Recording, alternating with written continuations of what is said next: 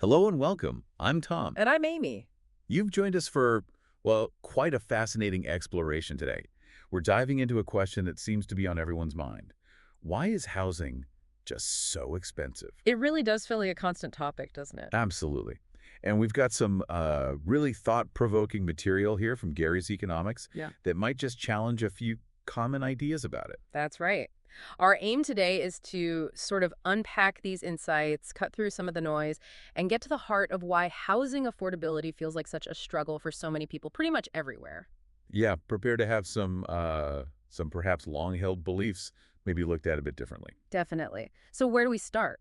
Okay, let's begin with the sheer scale of this. The first kind of surprising point from our source, Gary's Economics, is that this isn't just your local town's problem. Right. That's really key here. The source highlights how people in major cities all over the globe think London, New York, LA, Tokyo, Shanghai, Rio, Mumbai. Melbourne, Sydney, Vancouver, Toronto, even places maybe you wouldn't immediately think of like Lisbon, Porto, Milan. Wow, okay, so basically everywhere. Pretty much. They all seem to believe that their city specifically has this massive, unique housing affordability crisis. So what's the takeaway from that? I mean, if everyone thinks it's their problem. Yeah, well, the source argues that this very widespread feeling is actually a really big clue. How so? Because if it's happening almost everywhere, it kind of can't logically be just the fault of one particular mayor or, specific local planning rules in isolation. Ah, okay, so it's pointing towards something bigger, a more global cause. Exactly. Something systemic that's affecting all these different places in a similar way. Right, that makes sense. Now here's where, for me, it got really interesting. The source proposes something quite radical. Oh. They argue that the problem isn't actually unique to housing at all. Okay, so not just a housing crisis. What Yeah. then? They're saying what we're really seeing is something much broader. They call it an asset price crisis. An asset price crisis. Okay, unpack that a bit. What does that mean in practice? Well, if we connect this to the bigger picture, the force uses some pretty striking examples. Like what? They point out that, say, since the start of COVID back in early 2020, the price of gold, well, it's gone up massively, like 2.5 times roughly, from around $1,450 to over $3,300. Wow, okay. And that's not isolated, right? Not at all. At the Yeah. same time, stock markets pretty much everywhere are hitting all-time highs. Right, we've seen that in the news. But it doesn't stop there. They also mentioned land prices, farmland, even things like luxury art and, high-end classic cars. So basically, anything considered an asset has seen its price shoot up. That's the argument, yeah. Massive price increases across the board for assets. Okay, so that definitely raises a big question then. Why do we focus so much on housing as if it's the standalone issue? Exactly. The source uses this great analogy. Imagine walking into a supermarket where every single item has tripled in price. But you only walk up to the coffee aisle and ask, wow, why has coffee tripled?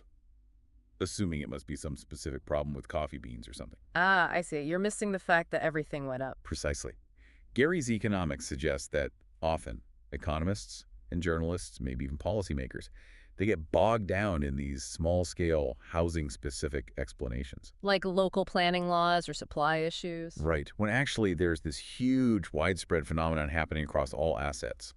So in their view, the housing crisis is really just one symptom of a much wider crisis of asset affordability. Okay, that's a significant reframing. So if it's an asset affordability crisis, what does Gary's Economics say is causing that? What's driving all these prices up? Well, they boil the why down to one pretty simple sentence, actually. Which is? When you give rich people money, they buy assets. Simple as that. That's the core argument. What's fascinating there, the source suggests, is how almost immediate and predictable this behavior is. Yeah, they give an example, like imagine a moderately rich person suddenly gets, say, 100,000 pounds. Okay. They argue that person isn't likely to go out and spend it all on, groceries or clothes or everyday stuff. Right, their basic needs are probably covered. Exactly. So almost instinctively, they'll look to put that money into assets, stocks, property, gold, whatever. And the source claims this applies pretty much across the board for wealthy individuals. That's the contention, yes, is the default behavior. Okay, so connecting that back, when huge amounts of money, trillions of dollars, pounds, euros, were created or accumulated, especially around the start of COVID, And ended up disproportionately with the wealthy. then according to this logic, it should have been, and I think the source says, immediately extremely obvious Yes, that's the phrase. that house prices, stock prices, gold prices, all these asset prices were just going to go up. Right, because that's where the money flows. Mhm. And the implication for, the ordinary person. Is that you're basically competing for ownership of these assets, including houses with billionaires and multimillionaires who've just received a massive influx of cash. That's the stark reality presented by the source, yeah. Yeah. You're in the same market, but playing a very different game. Okay. But housing, it does feel a bit different, doesn't it? Especially in places like the UK or US. How do you mean? Well, unlike, say, huge stock portfolios, which are clearly owned by the very wealthy, lots of ordinary people do still own their own homes or aspire to. It's not just the super rich buying houses directly, is it? That's a fair point. And it can kind of obscure that direct link we were just talking about. So this raises an important question then. If the rich aren't necessarily buying up every single house directly, how does this mechanism actually work? How does their wealth translate into higher prices for everyone? Right. So the source explains that mortgages are actually the key channel here. Mortgages. How? They argue that mortgages are the way that rich people effectively buy and own your house, even if their name isn't on the deed. Okay, hold on. How does that work? If I have the mortgage, Think about it this way. If lots of ordinary people have huge amounts of mortgage debt, which many do. it means that someone else in society must have accumulated a massive amount of money or credit that's being lent out as those mortgages. Okay. Yeah. So the debt held by ordinary people corresponds to an asset held by wealthy people or institutions. They own the credit. Exactly. Owning the credit of the debt instruments is a form of economic ownership. It gives them a claim on future payments and, indirectly, on the value of the house itself. The source gives an example to make this clearer. Yes, a very clear one. Imagine a rich person has £1 million in cash. Okay. They have two basic choices related to housing. They could buy a house outright for £1 million. Sure. Direct ownership. Or they could lend that £1 million to someone else, or perhaps 10 people borrowing £100,000 each so they can buy houses. Okay. Through mortgages. Right. And the source argues the end result on overall house prices is basically the same in both scenarios. That £1 million is still pushing up demand and prices in the housing market. So even if someone's super rich, like the examples they give, Rishi Sunak, Jeff Bezos, Elon Musk, only physically lives in a few houses, Their wealth, channeled through the financial system via mortgage lending and owning credit, means they can effectively own or exert price pressure, equivalent to owning thousands, maybe tens of thousands of houses. right. It's the sheer volume of capital looking for assets that drives prices, regardless of who physically occupies the property. Precisely. It's systemic pressure. Okay, that clarifies the mechanism. Now, what about history?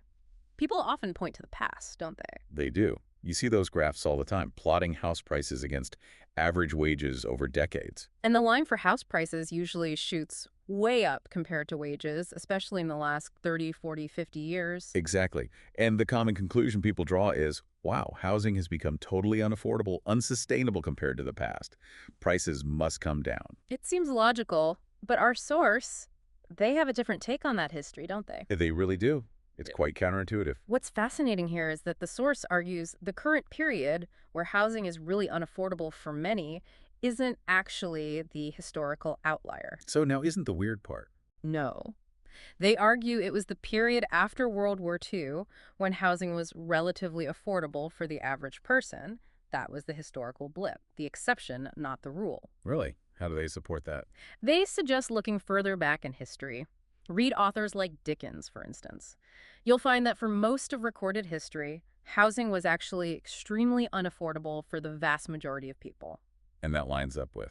Periods of very high inequality, when wealth was concentrated in the hands of a few. Ah, okay. So connecting this to the bigger picture, the source is suggesting that the post-war dip in wealth inequality may be due to high taxes on the rich, strong unions, rebuilding efforts. That period meant assets, including housing, were owned more broadly by ordinary people. It was a more equal distribution. But now, as we've moved back towards a much more unequal society, with wealth reconcentrating at the top. You, the ordinary person, are increasingly competing against billionaires and others with huge amounts of passive income derived from owning assets. And their ability to pay just keeps pushing prices further out of reach for wage earners. Exactly. So from this perspective, housing will likely continue to get more unaffordable, not less, as long as this trend of rising inequality continues. Prices won't correct back to post-war levels unless the underlying inequality does. That's a sobering thought. It really challenges the "it must come down" narrative. It does. It frames it not as a bubble, but as a consequence of distribution. Okay, so if the problem is this huge global asset inflation driven by inequality, what about the common solutions people propose? Like, the most common one must be just build more houses. Ah, yes, the build, build, build mantra. Our source is, let's say, highly critical of that as a standalone solution. Why? Isn't supply a factor? Well, what's interesting here is the source points out that building is actually happening, a lot of it in some places. Right. They mention, seeing dozens of cranes from their own window, massive skyscraper developments popping up in areas that used to be considered poor, like Ilford in London. So Right. construction is occurring. Right. But they ask the crucial question. How many houses do you realistically need to build in one city or one region to reverse a global trend of rising prices across all assets? When you put it like that. It's like they use the analogy trying to bail out a completely flooded town with just a small bucket. The scale is just mismatched. The local action feels tiny compared to the global force. Exactly. And this also raises an important point about, well, the actual physical shape our cities might take. How so? The source suggests that when economies become extremely unequal, wealth naturally concentrates in a small elite. Okay. And this tends to create a very specific urban geography.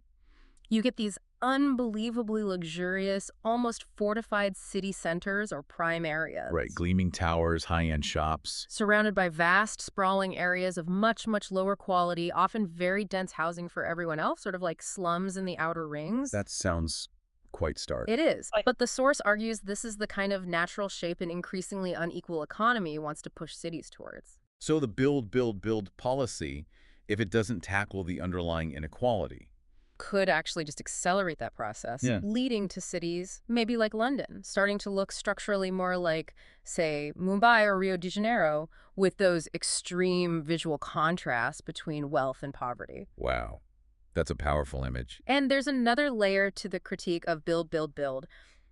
The source points out what it sees as a kind of naivety in the approach. Naivety. In what way?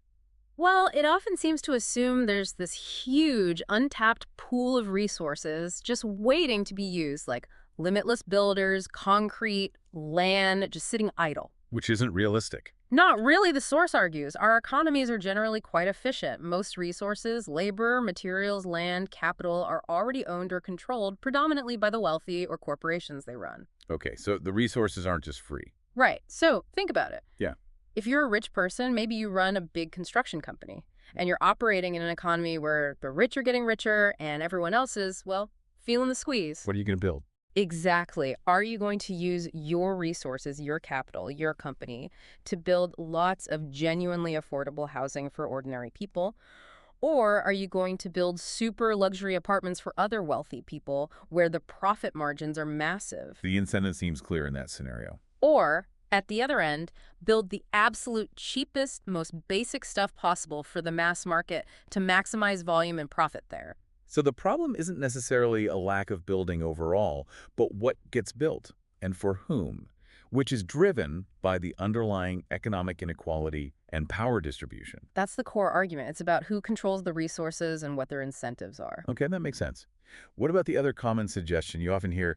We just need to slash red tape, Yeah. let developers build more freely. Ah, yes. Deregulation. The source addresses that too. It does. And it raises a really important and frankly quite chilling question, especially when you think about safety. Safety standard. Yes.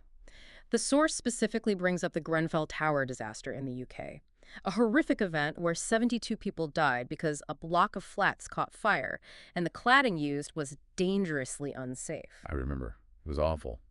And it led to finding similar problems elsewhere. Exactly. It revealed that many, many buildings across the country weren't actually fire safe, often due to cost cutting or inadequate regulation and enforcement. So the source connects this to the slash red tape idea. Directly. It basically asks, is the best way, is it really the right way, to improve housing affordability by cutting corners on safety standards, by reducing the red tape that might actually be there to prevent another Grenfell?